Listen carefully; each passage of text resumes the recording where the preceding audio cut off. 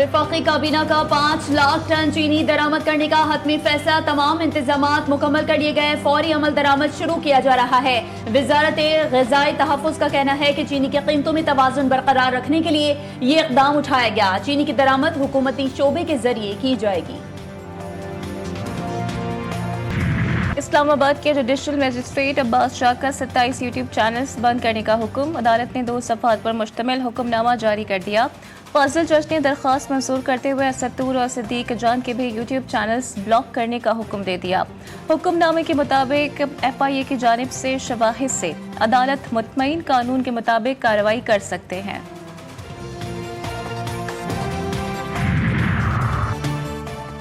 इस्लामाबाद, सिंध और Peshawar high courts के chief justice ने ओहदे का हलफ उठा लिया। इस्लामाबाद में chief justice Islamabad high court की हलफ बर्दारी की तकरीब ऐवान सदर में हुई, जहां सदर मुमलिकत आसिफ अली जरदारी ने जस्टिस सरदार सरफराज डोगर से chief justice Islamabad high court का हलफ लिया। जस्टिस मोहम्मद जुनैद गफ्फार ने बतौर 26वें chief justice Sindh high court के ओहदे का हलफ उठाया। गवर्नर हाउस कराची में chief justice Sindh high court justice Mohammad Junaid Gaffar से गवर्नर सिंध ने हलफ लिया। गवर्नर हाउस पेशावर में chief justice Peshawar high court की तकरीब हलफ बर्दारी हुई, जहां जस्टिस SM अतीक शाह ने बतौर chief justice Peshawar high court अपने ओहदे का हलफ उठा लिया।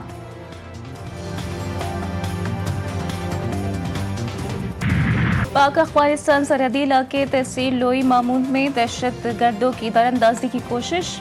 सिक्योरिटी फोर्सेस की दहशत गर्दों के खिलाफ कार्रवाई, 8 दहशत गर्द हलाक। सिक्योरिटी फोर्सेस ने तहसील लोई मामून में कार्रवाई की, जिसमें सरहद से दाखिल होने की कोशिश करने वाले 8 दहशत गर्द मारे गए। लोई मामून के दाखिली और खारिजी रास्तों पर सिक्योरिटी सख्त कर दी गई। बिल्डिंग में नुकसान हुआ है। मेरी अभी स्मार्ट सिटी के जो हमारे बिल्डर हैं उनसे, डेवलपर से मेरी बात हुई है और मैंने उनसे ये दरख्वास्त की है कि जितने इस मखदूश बिल्डिंग के लवाहिकीन बचे हैं उनके लिए हम 80-80 गज के प्लॉट का ऐलान करें। गवर्नर सिंध का लियारी सानहे के मुतासरीन के लिए बड़ा ऐलान। जाँ बहक अफराद के लवाहिकीन को 80-80 गज के प्लॉट्स दिए जाएंगे। बेघर खानदानों को राशन फराहम करने का भी ऐलान। मीडिया से गुफ्तगू में सिंध हुकूमत पर भी कड़ी तनकीद की। बोले, गुज़िश्ता 20 साल में सिंध हुकूमत ने किसी रिहायशी मंसूबे में तरक्याती काम मुकम्मल नहीं किया। SBCA के सरबराह का चेहरा बदलने से कुछ नहीं होगा, सिस्टम को तब्दील करें। ये लावारिसों का शहर नहीं है, यहाँ अवामी गवर्नर मौजूद है। जिन लोगों से घर खाली करवा रहे हैं वो हमसे राबता करें।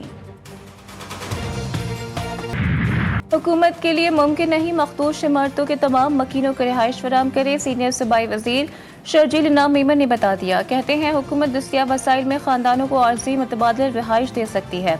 सूबे में 740 इमारतें मखदूश हैं। 51 इंतहाई खतरनाक इमारतों में से 11 खाली करवा ली गई हैं। दीगर इमारतों को भी खाली करवाया जा रहा है। कराची के कदीम इलाके लियारी में 5 मंजिला इमारत मुनहदिम होने से 27 अफराद हलाक। हुकूमत को होश आ गया, शहर में मखदूश इमारतों के खिलाफ कार्रवाई शुरू। इमारत का इन्हदाम हादसा था या मुजरिमाना गफलत या बदनीयती, जिम्मेदार कौन? हुकूमत सिंध ने 5 रुकनी तहकीकाती कमेटी तश्कील दे दी। नोटिफिकेशन जारी, कमिश्नर कराची कमेटी के चेयरमैन मुकर्रर। सानहे लियारी के बाद खस्ता हाल और मखदूश इमारतों को गिराने का हुक्म। SBCA की जानिब से मिसमारी का अमल शुरू, करप्ट अनासर भी सरगर्म। मुतासरीन से फ्लैट से सामान निकालने के लिए पैसों का मुतालबा किया जाने लगा। जुल्फकार शाह नाम है उसका, SBCA का बंदा है वो। उसने कहा कि ये मजदूर है, प्राइवेट मजदूर है। पहले हमें कहा गया कि हम आपको उतार के देंगे। उसके बाद फिर दूसरी बात उन्होंने की कि जो ना ये प्राइवेट मजदूर है, आप फी फ्लैट हमें 5000 रुपये दो, ये आपका सामान आपको उतार के दे। हमने कहा हमारे पास 5000 रुपये कहाँ से आ गए? 1 साल में सड़कों का जाल बिछाया गया। पंजाब में अब तक 12000 किलोमीटर सड़कें बनाई गईं। पंजाब में सड़कों की तामीर और मरम्मत के काम से अवाम मुतमईन है। वज़ीर आला पंजाब मरियम नवाज तरक्याती मंसूबों की इफ्तिताही तकरीब से खिताब करते हुए कहा कि रावलपिंडी में अंडरपास मंसूबा रिकॉर्ड मुद्दत में मुकम्मल हुआ। रिंग रोड पर तेजी से काम हो रहा है। जनूबी पंजाब में साफ पीने का पानी फराहम करेंगे। रावलपिंडी में नाला लाई को भी रिवैम्प करेंगे। احتجاج کو لیڈ کریں گے وہ جیل میں آزاد اور باہر موجود لوگ قید میں ہیں۔ بانی پی ٹی آئی کے ہمشیرہ علیمہ خان نے اڈیالہ جیل کے باہر اپنی بہنوں نورین اور عظمیٰ خان کے ساتھ میڈیا سے بات چیت کرتے ہوئے بتایا کہ بانی نے پیغام دیا ہے کہ آپ لوگوں کو اپنے لیے نکلنا ہے، رول آف لا اور جمہوریت کے لیے نکلنا ہے اور 26ویں آئینی ترمیم کے خلاف نکلنا ہے۔ علیمہ خان نے بتایا کہ ان کی دونوں بہنوں کی ان کے بھائی سے ملاقات ہوئی ہے، بھائی خیریت سے ہیں، ان کے ساتھ وہ کچھ ہو رہا ہے جو کسی قیدی کے ساتھ نہیں ہوتا، یہ ظلم کی انتہا ہے۔ اگر حکومت سنجیدہ ہے تو پہلے کوئی مثبت اقدامات کرے، تحریک چلانا ہمارا آئینی حق ہے۔ Chairman P T I barrister Gohar کی صحافیوں سے گفتگو، کہا وزیر اعظم نے کہا تھا کہ آپ اسپیکر آفس کو یوٹیلائز کریں۔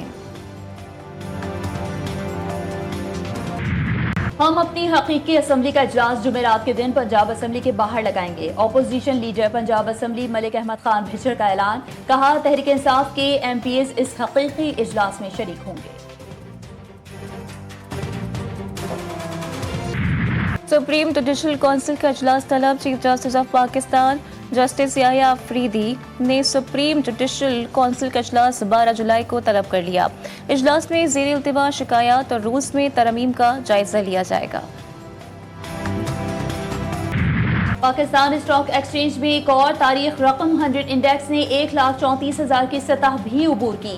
کاروبار کے دوران 100 انڈیکس تاریخ کی نئی بلند ترین سطح 1,34,200 پر بھی دیکھا گیا۔ کاروبار کے اختتام پر 100 انڈیکس میں 33 پوائنٹس کا اضافہ، کاروبار کے اختتام پر 100 انڈیکس 1,33,403 پوائنٹس پر بند ہوا۔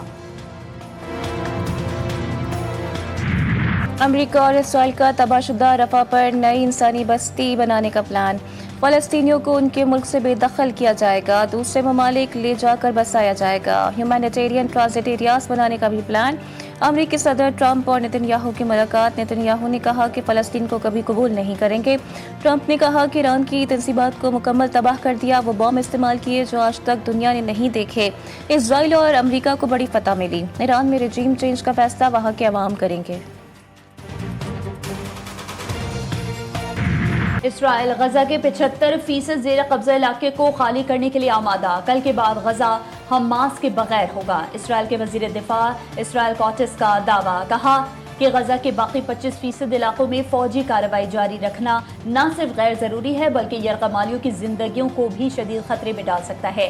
آنے والے دنوں میں حماس کے ساتھ ایک 60 دن کی جنگ بندی پر اتفاق ممکن ہے، جس کے تحت 10 زندہ یرغمالیوں کی رہائی اور ہلاک یرغمالیوں میں سے نصف کی میتوں کی واپسی شامل ہو سکتی ہے۔ غزہ میں صہیونی دہشت گردی جاری، اسرائیلی نسل کشی اور جارحیت میں گزشتہ روز مزید 60 فلسطینی شہید۔ صبح سے جاری حملوں میں شہداء کی تعداد 30 ہو گئی، درجنوں زخمی۔ شمالی غزہ میں فلسطینی مزاحمتی تنظیم سے جھڑپ کے دوران 5 اسرائیلی فوجی مارے گئے، 14 زخمی ہوئے۔ قطر میں حماس اور اسرائیل کے درمیان غزہ میں جنگ بندی کے لیے بالواسطہ مذاکرات کا تیسرا دور شروع۔ اسرائیل سے جنگ میں ایران میں شہادتوں کی تعداد 1000 سے بھی تجاوز کر گئی۔ نئے اعداد و شمار کے مطابق اسرائیلی حملوں میں 1100 افراد شہید ہوئے، 126 خواتین اور 41 بچے شامل، 5600 زخمی ہیں۔ ایرانی حکام کے مطابق شہید 1100 افراد میں سے 1060 افراد کی سرکاری اعزاز کے ساتھ تدفین کر دی گئی۔ اسرائیلی حملوں میں ایران کی عسکری قیادت، جوہری سائنسدانوں اور عام شہریوں کو نشانہ بنایا گیا۔ افغانستان کو تنہا نہ چھوڑیں، دیرپا امن کے لیے عملی اقدام ہی واحد راستہ ہے۔ پاکستان کے مستقل مندوب عاصم افتخار کا عالمی برادری پر زور۔ یو این جنرل اسمبلی میں مباحثے سے خطاب میں کہا کہ افغان سرزمین پاکستان کے خلاف استعمال ہو رہی ہے۔ افغانستان سے جنم لینے والی دہشت گردی ہمارے لیے خطرہ ہے۔ یقینی بنانا ہوگا کہ افغانستان ایک مرتبہ پھر دہشت گردوں کی محفوظ پناہ گاہ نہ بنے۔ کالعدم ٹی ٹی پی افغان سرزمین سے پاکستان کی قومی سلامتی کے لیے براہ راست خطرہ ہے۔ دہشت گردی خطے کے امن کے لیے خطرہ قرار، اسلام آباد میں پاکستان اور افغانستان کے درمیان مذاکرات میں دہشت گردی اور اس کی روک تھام سے متعلق غور۔ پاکستان کا افغانستان میں موجود دہشت گرد گروہوں کے خلاف کارروائی پر زور۔ ترجمان دفتر خارجہ نے کہا کہ افغانستان سے دہشت گرد پاکستان کو نقصان پہنچا رہے ہیں۔ دہشت گرد گروپس علاقائی ترقی کی راہ میں رکاوٹ ہیں۔ مذاکرات میں تجاوزات اور ٹرانزٹ تعاون کو گہرا کرنے پر تبادلہ خیال کیا گیا۔ اسرائیل کو تسلیم کرنے کی کسی بھی کوشش پر قوم بھرپور مزاحمت کرے گی۔ امیر جماعت اسلامی حافظ نعیم الرحمان نے کراچی میں نیوز کانفرنس میں کہا ہے کہ پاکستان میں کچھ وزراء ایسے بیانات دے رہے ہیں جیسے وہ ابراہیم اکارڈز پر بات کرنے یا اسرائیل کو تسلیم کرنے اور اسے دو ریاستی حل کے طور پر آگے بڑھانے کی سوچ رکھتے ہوں۔ 190 ملین پاؤنڈز کیس بانی پی ٹی اور بشرا بی بی کی سزا معطلی کی درخواستوں کو فوری سماعت کے لیے مقرر کرنے کی استدعا۔ اسلام آباد ہائی کورٹ میں درخواست دائر۔ درخواست میں سیاسی انتقام کا نشانہ بننے، عدالتی فیصلے کی میڈیا پر لیک ہونے، اپیلوں میں غیر ضروری تاخیر، نیب پروسیکیوٹر کی بار بار التوا کی درخواستوں اور شفافیت پر اٹھنے والے سوالات کو بنیاد بنایا گیا۔ رجسٹرار آفس نے درخواستوں پر ڈائری نمبر جاری کر دیے۔ کے پی حکومت کے خلاف عدم اعتماد، آزاد امیدواروں کی اہمیت بڑھ گئی۔ کے پی کے حکومت پر خطرات کے بادل منڈلانے لگے۔ علی امین کی جانب سے طلب کردہ آزاد اراکین کا اجلاس تاحال نہ ہو سکا۔ 35 آزاد اراکین کو 4 جولائی کو وزیر اعلیٰ ہاؤس طلب کیا گیا تھا۔ آدھے سے زائد آزاد اراکین کا وزیر اعلیٰ سے ملاقات سے گریز۔ اکثر آزاد اراکین نئے بننے والے واٹس ایپ گروپ سے بھی نکل گئے۔ سندھ کابینہ نے پینشن اصلاحات کی منظوری دے دی۔ نوٹیفیکیشن محکمہ خزانہ جاری کرے گا۔ کابینہ اجلاس میں زرعی انکم ٹیکس رولز کی بھی منظوری۔ نئے قواعد کے تحت زمیندار ایس آر بی کے ساتھ رجسٹریشن کا پابند ہوگا۔ ملک میں مانسون کی طوفانی بارشوں نے ایک مرتبہ پھر قیامت ڈھا دی۔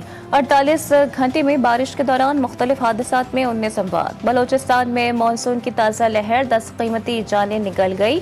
بلوچستان کے 22 اضلاع بارش اور سیلاب سے متاثر۔ کہیں مکان زمین بوس ہوئے تو کہیں ندی نالے بھر کر بستیاں بہا کر لے گئے۔ آوران، جھلمکسی، خستار، موسیقل اور قلعہ سیف اللہ میں پانی گھروں میں داخل۔ ہری پور میں طوفانی بارش کے باعث لینڈ سلائیڈنگ، متعدد سڑکیں بند۔ این ڈی ایم اے نے اگلے 2 دنوں کے لیے شدید بارشوں اور ممکنہ سیلاب کا انتباہ جاری کر دیا۔ وزیر اعظم کی تمام اداروں کو چوکنا رہنے کی ہدایت۔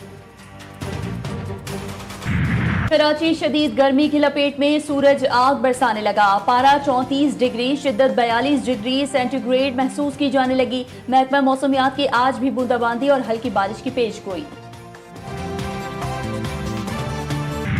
حوالہ ہنڈی، منی لانڈرنگ، نان کسٹم اشیاء کے خلاف کریک ڈاؤن کا حکم۔ وفاقی وزیر داخلہ محسن نقوی کی زیر صدارت ایف آئی اے کراچی زون میں اہم اجلاس۔ کہا حوالہ ہنڈی میں ملوث بڑے بڑے لوگوں پر ہاتھ ڈالا جائے، کسی کا دباؤ قبول نہ کیا جائے۔ نان کسٹم مصنوعات اور جعلی دواؤں کا کاروبار کسی صورت برداشت نہیں۔ مکروہ دھندے میں ملوث لوگوں کی اصل جگہ جیل ہے۔ ایف بی آر کا اسمگلنگ اور انڈر انوائسنگ کی روک تھام کے لیے بڑا فیصلہ۔